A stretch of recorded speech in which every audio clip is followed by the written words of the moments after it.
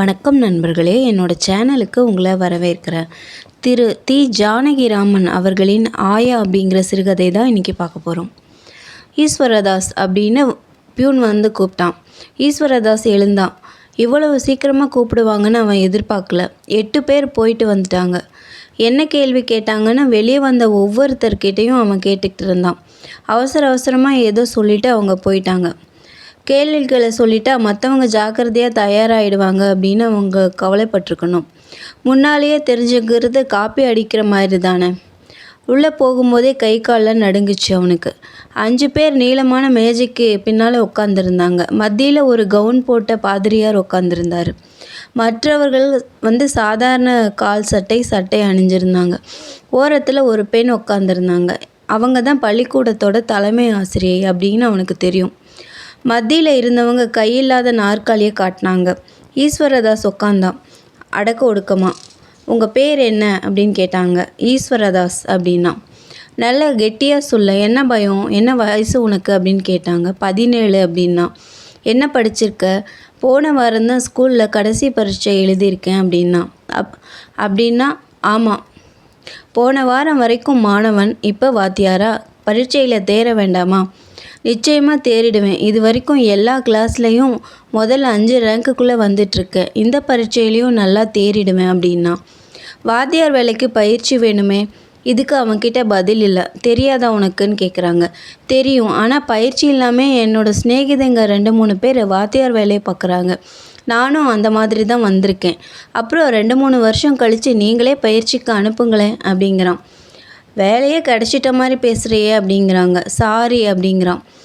Gown போட்ட பாதிரியார் சிரிக்கிறாரு. இந்த மாதிரி சின்ன எலிமெண்ட்ரி பள்ளிக்கூடத்தில் வாத்தியாராக இருக்கிறதுக்கு என்ன தெரிஞ்சிருக்கணும் அப்படின்னு கேட்குறாங்க. நல்லா விளையாட தெரியணும், சிரிக்க தெரியணும், பிள்ளைங்களோட வேடிக்கையாக பேச தெரியணும், சுத்தமாக இருக்கணும். ஏன், அப்போ தான் பிள்ளைங்களும் சுத்தமாக இருக்கும். வேடிக்கையாக பேச தெரியணும்னா கதை மாதிரி எல்லாம் புதுசாக சொல்லணும். அப்போ கதை சொல்லு பார்ப்போம். நாங்கள் 5 பேரும் 4ஆம் கிளாஸ் பிள்ளைங்கன்னு நினச்சிக்கோ. ஒரு கதை சொல்லு. ஈஸ்வரதாஸ் குழம்பி போய் சிரித்தான். ஆமாம், நாங்கள் இப்போ 4ஆம் கிளாஸ் குழந்தைங்க. ஒரு கதை சொல்லு. பிராணி கதை சொல்லலாமா அப்படின்னு கேட்டான். எது வேணாலும் நீ சொல்லலாம் அப்படின்னு அவங்க 4 பேர் சொன்னாங்க. பழைய கதையாக, பைபிள், ராமாயணம் மாதிரி எது வேணும்னாலும். திருன்னு முழிச்சான் அவன். ஒரு கதை கூட அவனுக்கு ஞாபகத்துக்கு வரல. ஒரு நிமிஷம் ஓடிடுச்சு. பிராணிகள், பறவைகள் எல்லாம் எங்கேயோ பறந்து போயிட்ட மாதிரி இருந்தது. முழிச்சான். எந்த கதையாகவும் இருக்கலாமா அப்படின்னு திரும்ப கேட்டான். எந்த கதையாக இருந்தாலும் சரி, நாங்கள் இப்போ 4ஆம் கிளாஸ் பிள்ளைங்க, அது மாத்திரம் ஞாபகம் இருக்கணும் அப்படின்னாங்க. மறுபடியும் சிரித்தான், முழிச்சான். அப்புறம் மெதுவாக ஆரம்பித்தான். ஒரு ஊரில் ஒரு அப்பா அம்மா இருந்தாங்க. அவங்களுக்கு 2 குழந்தைங்க, ஒரு ஆண் ஒரு பொண்ணு. அப்பா இராணுவத்தில் ட்ரக் டிரைவர். ரொம்ப தொலைவில் ஏதோ ஒரு ஊரில் வேலை பார்த்துட்டு இருந்தார். அம்மாவையும் பிள்ளைங்களையும் 2 வருஷத்துக்கு ஒரு முறை தான் பார்ப்பார், லீவு எடுத்துக்கிட்டு. அப்படி வர்றப்ப 2 நாளைக்கு அப்புறம் கோச்சிக்கிட்டு கத்த ஆரம்பிச்சிருவார். மீன் கிடையாது, ஒரு கறி குழம்பு கிடையாது, இதெல்லாம் ஒரு சாப்பாடா, இதை எப்படி திங்கிறதுன்னு கத்துவார். காசு இல்லை, மீன் வாங்க, கறியெல்லாம் வாங்கன்னு அம்மா சொல்லுவாங்க. அவர் காசு நிறைய கொண்டாடுறதில்ல. அவர்கிட்ட காசு இருக்காது. அவர் நிறைய சாராயம் குடிப்பார். சம்பாதிக்கிறதெல்லாம் அதுக்கே சரியாக போயிடும். உனக்கு கை கால் இல்லை, 4 காசு சம்பாதிக்க முடியாதா உன்னால் அப்படின்னு கத்துவார்.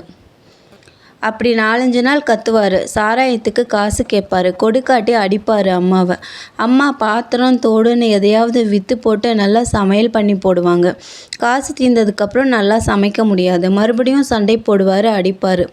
கோச்சிக்கிட்டு திரும்ப ஊருக்கே போயிடுவார். பிள்ளைங்க படிக்கணும், சாப்பிடணும். அதனால் அம்மா ஆயா வேலைக்கு போனாங்க. பணக்கார வீடுங்களில் போய் சமைக்கிறது, துணி துவைக்கிறது, வீடு கூட்டுறது, பாத்திரம் தேய்க்கிறது, குழந்தைய பார்த்துக்கிறது, இந்த மாதிரி வேலையெல்லாம் செய்ய ஆரம்பித்தாங்க. காலையில் 2 பிள்ளைங்களையும் சமைச்சு போட்டு வேலைக்கு போனால் ராத்திரி தான் வருவாங்க. அசந்து போய் வருவாங்க. கிறிஸ்மஸ், தீபாவளின்னு எப்போவாவது அவங்களுக்கு புடவை இனாம் கிடைக்கும். கடைசியில் ஒரு நல்ல வீட்டில் ஆயா வேலை கிடைச்சது அந்த அம்மாவுக்கு. ஒரு புருஷன், ஒரு பொண்டாட்டி, 2 பேரும் வேலைக்கு போகிறவங்க. அவங்களுக்கு ஒரு குழந்தை.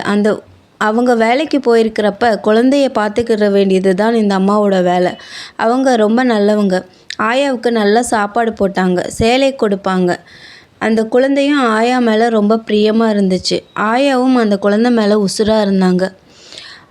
அது அப்பா அம்மா கிட்ட செத்த நேரம்தான் போகும். அப்புறம் ஆயா கிட்ட தான் இருக்கும்.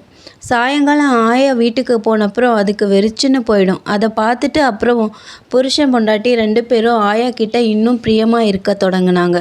ஆனால் அந்த ஆயாவுக்கு எத்தனை வந்தாலும் போறல. மக பெரிய மனுஷி ஆயிட்டா.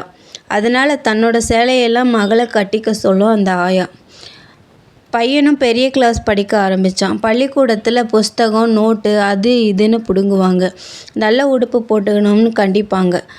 புள்ள நல்லா படித்து பெரிய மனுஷனாக ஆகணும்னு அந்த ஆயாவுக்கு ஆசை. திடீர்னு 20 ரூபா 30 ரூபா வேணும்பான் பையன். ஆயா சம்பளத்தை எல்லாம் முன்பணமாக வாங்கிப்பா. அப்புறம் மேலே மகளுக்கு கல்யாணம் பண்ணி வைக்கணும்னு உறவுக்காரங்க சொன்னாங்க. அதுக்காக வேண்டி மோதிரம் சங்கிலி எல்லாம் பண்ணாங்க ஆயா. பணம் பத்தலை. ஆனால் எப்படியோ ஆயா பணம் கொண்டாந்துருவாங்க. ஒரு நாளைக்கு பெரிய பரீட்சைக்கு பணம் கட்டணும்னு பையன் பணம் கேட்டான். இல்லை, 1 வாரத்தில் கட்டணும். ஆனால் 3 மாதத்து சம்பளத்தை முன்பணமாக வாங்கிட்டாங்க ஆயா. ஆனால் 1 வாரத்துக்குள்ளே பணம் கொண்டாந்துட்டாங்க. ஆனால் மறுநாள் காலையில் வேலைக்கு போனவங்க 1 மணி நேரத்துலேயே திரும்பிட்டாங்க. ஏன்னு கேட்டான் பையன். வேலையை விட்டு நிறுத்திட்டாங்க அப்படின்னு அம்மா சொன்னாங்க. 4-5 மாதமாக ரூபாயெல்லாம் 20 30 காணாமல் போயிட்டே இருக்குது. இத்தோட 400 ரூபாய்க்கு மேலே கெட்டு போயிருக்கு. நீங்கள் எடுத்தீங்கன்னு நாங்கள் சொல்லலை, நீங்கள் எடுக்க மாட்டீங்கன்னு ஒரு எண்ணம் இருக்குது. ஆனால் இங்கே வேறு ஒருத்தரும் வர்றதில்ல. அதனால் உங்கள் மேலே சந்தேகப்படும்படியாக இருக்குது. சந்தேகம் இருக்கிறப்ப நீங்கள் இங்கே வேலை செய்கிறது நல்லா இருக்கா? நாளைக்கு ஏதாவது பெருசாக கெட்டு போச்சுன்னா உங்கள் பேரில் தான் பழி வரும்னு சொல்லி 3 மாத சம்பளத்தை நீங்கள் திருப்பி கொடுக்க வேணாம் அப்படின்னு சொல்லி நிறுத்திட்டாங்க அந்த புருஷன் பொண்டாட்டி 2 பேரும். அந்த ஆயா அழுதுகிட்டே வீட்டுக்கு வந்தது. இது பெரிய அக்கிரமமாக இருக்கேன்னா பையன். இல்லை, அவங்க சந்தேகப்பட்டது சரிதான்னாங்க ஆயா. அப்படின்னா நீ எடுத்தியான்னு கேட்டான் பையன். ஆமாம், உனக்கு தான் குடும்ப நிலைமை தெரிஞ்சிருக்கே. உன் படிப்பு, தங்கச்சி கல்யாணம், அதுக்கு காப்பு சேலை காதுக்கு தோடுன்னா ஆயா. அதை அவங்கக்கிட்ட ஒத்துக்கிட்டு இருக்கலாமே, ஏன் அவங்க ரொம்ப நல்லவங்களாச்சே அப்படின்னு பையன் சொல்கிறான். ஒத்துக்கிட்டா திருடின்னு பட்டம் நிலச்சி போயிடும். உன்மேலே சந்தேகம். ஆனால் நீ யோக்கியமானவன்னு சொல்லி வேற ஒரு இடத்துல வேலை வாங்கி தாரேன், நீ அங்கேயும் இந்த மாதிரி பண்ணாமல் இருந்தான்னு சொன்னாங்களாம். அந்த ஆயா அதை கேட்டுக்கிட்டு திரும்ப வந்துருச்சு அழுதுகிட்டு. அந்த பையன் ஒரே துடிப்பாக துடிச்சு எப்படியாவது அந்த ரூபாய்களை சம்பாரித்து திருப்பி கொடுத்துடணும் அப்படின்னு திரும்ப திரும்ப சொல்லிக்கிட்டு இருந்தான். அப்படின்னா திருடி பட்டம் எனக்கு கட்டலான்னு பார்க்குறியா நீ அப்படின்னு அந்த ஆயா கேட்டது. நமக்கு 10 எடுத்துக்கிட்டு வந்தேன், அவங்கக்கிட்ட சொல்லாமல் எடுத்தது தப்பு தான் அப்படின்னு ஆயா சொன்னான். அது திருட்டு இல்லையான்னு பையன் கேட்டான். அம்மா முழிச்சு தரையை பார்த்துக்கிட்டே இருந்தாங்க. ஈஸ்வரதாஸ் நிறுத்திட்டான். கதை முடிஞ்சு போச்சா அப்படின்னு கேட்டாங்க. முடிஞ்சிருச்சு சார் அப்படின்னு ஈஸ்வரதாஸ் சொன்னான். இதுதான் 4ஆம் கிளாஸ் பிள்ளைங்களுக்கு சொல்கிற கதையா அப்படின்னு கேட்டாங்க. சொல்லலாம் சார், அவங்களுக்கு புரியுமா? இது புரியும் சார். கடைசியில் ஒரே சிக்கலாக இருக்கே. அவங்க சந்தேகப்பட்டு தான் நிறுத்தினாங்க. இந்த ஆயா திருடிட்டு ஒப்புக்க மாட்டேன்னுட்டாங்க. திருடின்னு பேர் வரக்கூடாதுன்னு பையனை தடுக்கிறாங்க. இதெல்லாம் 4ஆம் கிளாஸ் குழந்தைங்களுக்கு புரியுமா? புரியும் சார். 5 வயசு முடிஞ்ச உடனேயே எது நல்லது கெட்டது அப்படிங்கிறது அவங்களுக்கு புரியும் அப்படின்னு ஈஸ்வரதாஸ் சொன்னான். 5 பேரும் சிரித்தாங்க. சரி, இப்போ உங்கள் அம்மா எங்கே இருக்காங்க? வீட்டில் தான். அந்த புருஷன் பொண்டாட்டி வேலை வாங்கி தரேன்னாங்களே, இன்னும் தரலையா அப்படின்னு கேட்டாங்க. இன்னும் இல்லை சார். சரி, நீ வாத்தியார் வேலை பார்க்குறது கிடக்கட்டும், முதல்ல போய் உங்கள் அம்மாவை கூட்டிக்கிட்டு வா. இங்கே ஒரு ஆயா வேணும் இப்போ என்று அப்படின்னு ஓரத்தில் இருந்த அந்த தலைமை ஆசிரியர் பெண்மணி சொன்னாங்க. நன்றி. மீண்டும் அடுத்த காணொளியில் சந்திப்போம்.